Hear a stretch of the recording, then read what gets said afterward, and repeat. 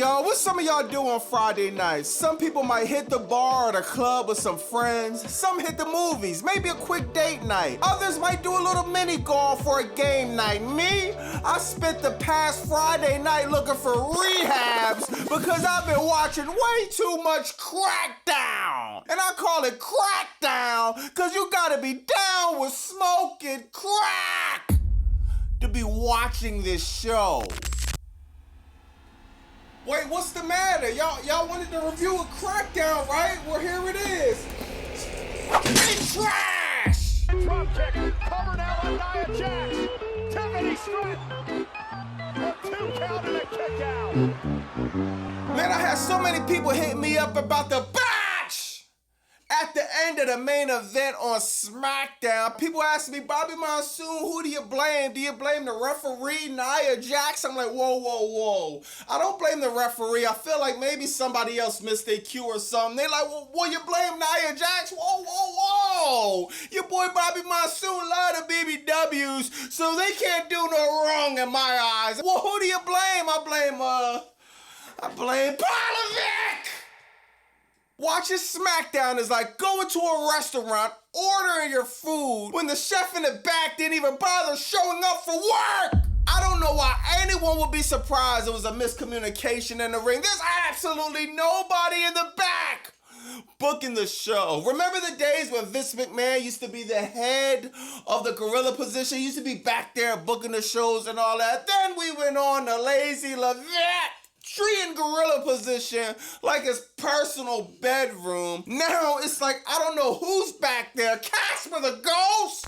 Now, before we get into Crackdown, I want to touch on a few things. Shout out to Matt Cardona, man. Y'all remember him? Remember in WWE, Zack Ryder? Woo. Well, he left WWE, became the king of the underground, and he just put out a crazy documentary, man. I'm going to put it in my YouTube description. It's like his version of Unreal. This shit was fire. He talk about backstage. You see him putting a match together with Shotzi, when him and Shotzi had the crazy match at the GCW event. Is fire. I'm gonna show y'all this, man. Whoa! And then, oh shit! Then I ducked. Yeah, like you fucking Sabu. You like smash my head against something? Yeah, I think so. Oh, Set you yeah. up. Anything else you want to get in? Like, boom.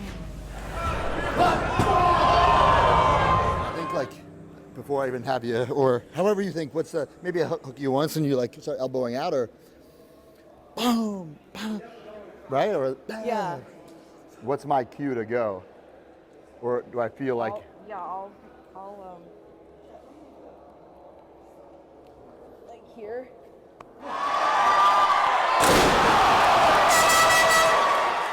Have you done this before? Yes. Now, if you ask me, I think Pavlovic should be taking notes from Matt Cardona, man. Do you see the excitement, the passion that this dude has for just booking the match? I'm loving the behind the scenes thing, man. I know kayfabe is already dead. So, man, I'm just over it at this point. Just let the cat out the bag all the way, man. I think it's about how you do it, though. I think how Matt Cardona did it was complete genius. Genius, man. He put GCW on the map. And now he's shown up to NXT. He found his way back to the mountaintop. He's one step away from being on WWE main roster. But we don't want to see that. WWE main roster is a complete shit show. The last thing we need is for you to try to bury Matt Cardona again, man. I think he should stay on the indies, do his thing. Shout out to that. But let me know in the comments what y'all think about that, man. This ad is brought to you by Pavlovic. Shout out to everybody who hit me up, tapped in, got their early Pavlovic t-shirts, but now we got the website, BobbyMonsoon.com. You can hit the website up, get your t-shirt, but act fast. It's a limited stock only, BobbyMonsoon.com. I salute the fans for the support. Thank you. Without it, we'll be something like TKO, $3 billion in debt. SmackDown started off with Paul Heyman in the middle of the ring cutting a promo about absolutely nothing. Cody Rhodes comes out, interrupts him, talk about absolutely nothing. There's absolutely nothing going on. Man, the first episode on SmackDown is supposed to be putting me in a good mood, at least reeling me in for the next 2 hours on a Friday night. To be interested about something, some storyline, man. You would think after the C that ESPN gave WWE, you would think they would at least give some effort. Raw on Netflix was probably one of the worst Raw on Netflixes I've seen in a long time. SmackDown! The same, bro. After that, Braun Breaker Bronson Reed comes out. Cody Rhodes tries to play superhero. Well, you want to fight? I'm going to fight both of y'all. They start to beat up Cody Rhodes. Then Randy Orton comes in. Then bury Braun Breaker and Bronson Reed. You mean to tell me these two dudes just took out Roman Reigns, but they can't beat up Randy Orton? The booking of this is just non-existent. You can't even call it bad. You can't call it hard. It's just not there. Next match, you got Meech and B-Fab versus Julia and Kiana. Why? Why?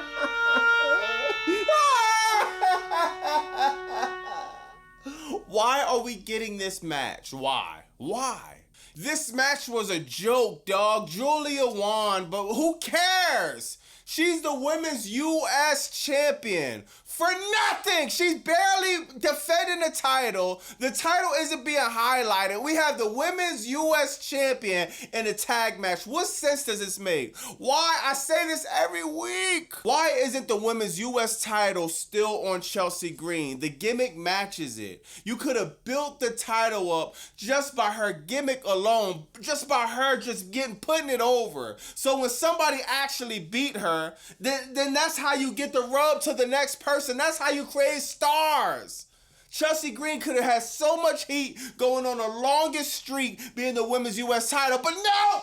Now the match after that, you got the best tag team in the world, the Street Profits, going over Melo Don't Miz. I feel like we've seen this match a few times. Melo Don't Miz was this close of winning the #1 contender joint, but man, like it didn't happen, man, for real. Street Profits was going for the pin, the 1, 2, 3. Carmelo Hayes was mad that Miz kept trying to take the shine from him. This is a storyline they've been building up the past few weeks. I ain't gonna lie.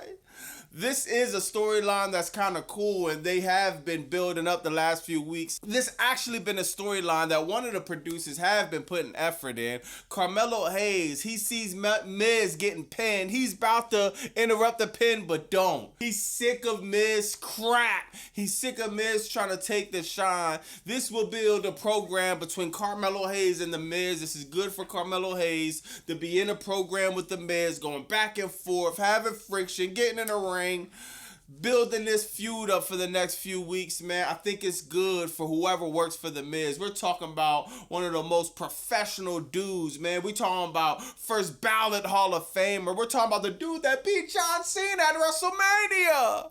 As far as the Street Profits, man, they're the #1 contender, and I'm saying, like, if you're gonna have the Wyatt shit beat the Street Profits again, I don't even see the point of even them winning the #1 contender shot unless Montez Ford finally puts the dagger in Dawkins' back. Right when they're about to win the titles, maybe at Perth or wherever they're going to do it, Montez Ford put the dagger in his brother back to go on to his singles run. We've been calling for it, man. Montez Ford to go on the singles run. I think Dawkins will be fire as a singles competitor too.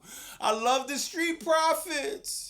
But man, they keep jobbing out as a tag team. I'd rather them break up. One go to Raw, one go to SmackDown, and hopefully they don't get booked into mediocrity. Next, you got a promo from Pooh McIntyre. He's coming out limping, acting like he broke his shin. I think the whole shit was a work. You know, I'm pretty sure it was a work, actually. But man, the big surprise we got is he's found, y'all. He was on the front of a milk carton for the past few weeks, but we got him out the lost and found. Jacob Fatu is back, man. Jacob Fatu, one of my new favorite superstars coming up, you know what I mean, right now. I hated how Jacob Fatu was being booked the prior week, so I'm happy he got a little break. He got a few weeks off. Now he's back. Seems like he's going in a program with Drew McIntyre, man. Drew McIntyre was cutting a promo. Jacob Fatu basically tells him to shut up. So he gets headbutt. Jacob Fatu don't like that. He beats him up, takes his boot, hits him with the boot, does his little dance. Jacob Fatu is back. Pooh McIntyre buried again. It seems like every time I turn in, Pooh McIntyre get his ass whooped. First is Cody, then is Randy Orton. Now Jacob Fatu. What the hell? Before that, it was Jelly Roll, man. Like, dog. Why is Drew McIntyre getting booked every chance we get to see him? Every single chance.